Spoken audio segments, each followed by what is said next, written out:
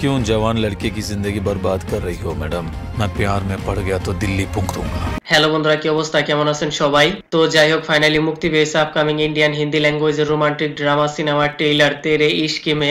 Already সিনেমাটির trailer হয়তো অনেকেই দেখেছেন এবং আমিও দেখেছি। তো চলুন দেখা যাক কি কি আছে এই সিনেমাটির ট্রেইলারে। এই সিনেমার ট্রেইলারে ধনুষ এন্ড কৃতি শ্যানন এই দুইজনকে লিড রোলে দেখতে পাওয়া গেছে। যেভাবে সিনেমার ট্রেইলার প্রেজেন্টেশন করেছে কিয়াহি বলুমে রিয়েলি এক্সিলেন্ট লেগেছে।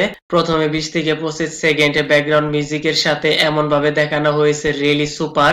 আপনি প্রথমেই হুক হয়ে যাবেন এন্ড কিউরিসিটি ফিল করবেন এই সিনেমাটি দেখার জন্য। বিনা কোই ডায়লগ ছাড়া তাদের ফেস এক্সপ্রেশন রিয়াকশন এমন ভাবে ক্যাপচার করা হয়েছে, টোটালি গুড।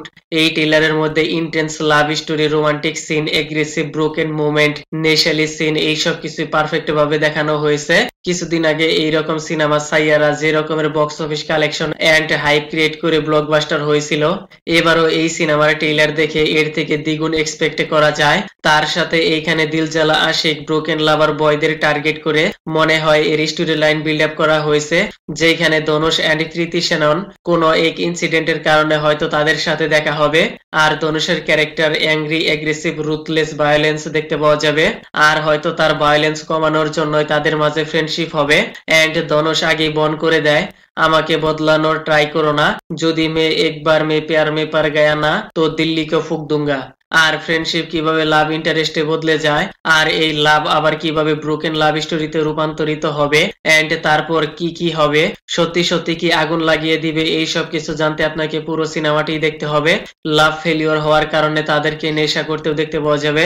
বিশেষ করে এইখানে কৃতি শ্যাননকে বেশি করে টিগার করা হয়েছে।